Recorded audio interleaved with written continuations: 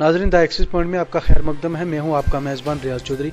आज हमारे साथ मेहमान जुड़ चुके हैं, पीडीपी के लीडर हैं जनाब उमर अरशद मलिक साहब। इनसे हम जानेंगे कि डीडीसी इलेक्शन जो है यहाँ पे राजौरी पुंछ में जो चल रहा है, पीडीपी में इसका कितना जो है वो चल रही है।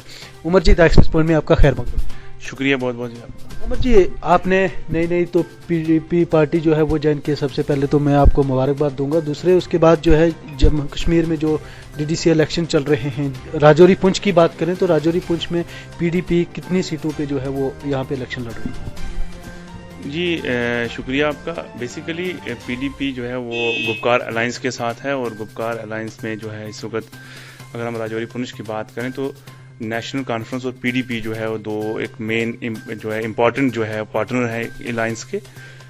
राजौरी डिस्ट्रिक्ट की अगर हम बात करें तो यहाँ पे हम जो है थन्ना मंडी से कॉन्टेस्ट करवा रहे हैं। हमारा कैंडिडेट वहाँ पे है।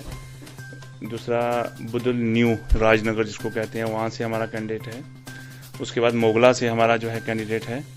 3 सीटों में तो हमारा जो है वो इस वक्त चल रहा है अभी। और राजौरी की सीट के हवाले से बात चल रही है। मे बी कि हो सकता है कि राजौरी की सीट भी अलायंस की तरफ से पीडीपी को मिलने के इम्कान हैं। लेकिन फिलहाल अभी तक हम 3 सीटों पे जो है हमारे जो कॉन्टेस्टर्स जो हैं वो कॉन्टेस्ट कर रहे हैं। लेकिन इतना टाइम जो है राजौरी की सीट में अभी लोगों की बड़ी नज़र है बड़े टाइम से कि किसको यहाँ पे सीट मिलती है, और इतना टाइम आखिर लग क्यों रहा है? अलायंस भी है। बेसिकली बीच में टाइम लगने की बात नहीं है। बेसिकली थोड़ा सा ये है कि जो डेट्स होती हैं, जो हमारा ये राजौरी कॉन्स्टिट्यूंसी की जो डेट्स हैं ये काफ़ी अभी दूर हैं। तो बीच में कम से कम 10-12 दिन का भी गैप है बीच में। तो उस कारण थोड़ा सा डिसाइड करने में थोड़ा सा टाइम लगता है, क्योंकि कोई भी कैंडिडेट जिसको भी उतारना होता है फील्ड में तो उस कैंडिडेट के हवाले से बहुत सारी चीज़ें सोचनी पड़ती हैं कि वो कैंडिडेट कैसा होगा, कितने वोट ले सकता है, क्या कैपेसिटी रहेगी, क्या हमारी जो है वो पोजीशन क्या रहेगी, हार जीत कैसे रहेगी, वो सारी चीज़ें सोचनी पड़ती हैं।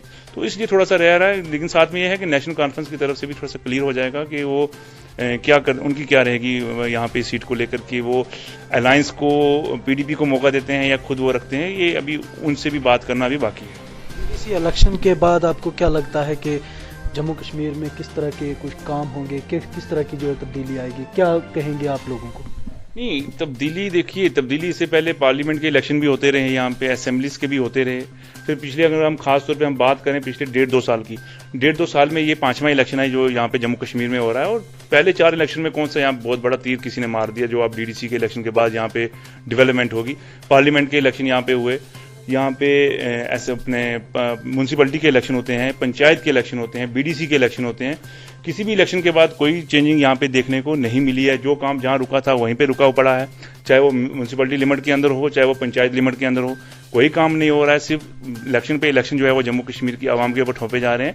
और एक बार फिर से जो है ये 5वां इलेक्शन जो हम अब देख रहे हैं, पिछले साल 1-1.5 साल में 5वां इलेक्शन डीडीसी का जो हमारे ऊपर थोपा गया है ज़बरदस्ती एक किस्म का।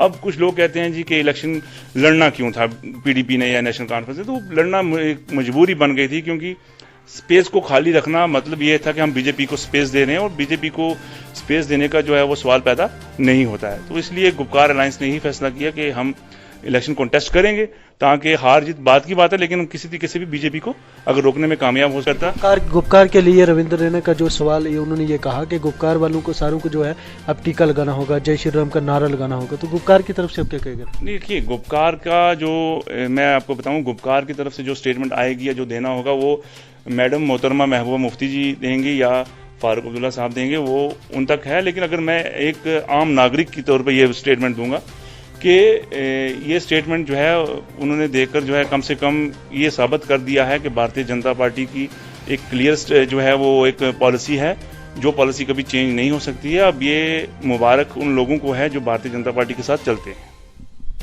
ये थे हमारे साथ उमर अरशद मलिक जी, जो कि पीडीपी के लीडर हैं, और इनसे हमारी बात जो है डीडीसी इलेक्शन के पे भी हुई है। और अगर बात करें यहाँ पे राजौरी में भी जो है अलायंस नेशनल कॉन्फ्रेंस और पीडीपी में दिख रहा है, लेकिन जो कांग्रेस की तरफ से अगर बात करें तो वो तो सामने नहीं है। लेकिन अब दावा देखना है कि जिस तरह से पीडीपी और नेशनल कॉन्फ्रेंस के बीच में किया जा रहा है कि यहाँ गुपकार अलायंस जो है उसके ऊपर जो है हमने सीटों का जो एक शेयरिंग की है, तो उसके ऊपर अब आने वाले वक्त ही में पता लगेगा किस तरह से नेशनल कॉन्फ्रेंस और पीडीपी को जो है राजौरी पुंछ में अगर खास करके बात करें तो किस तरह की जो है मेजॉरिटी इनको मिलेगी, वो आने वाले वक्त में ही कहा जा सकता है। इसी के साथ मैं इजाजत चाहूंगा। आप बने रहिए मजीद खबरों के लिए।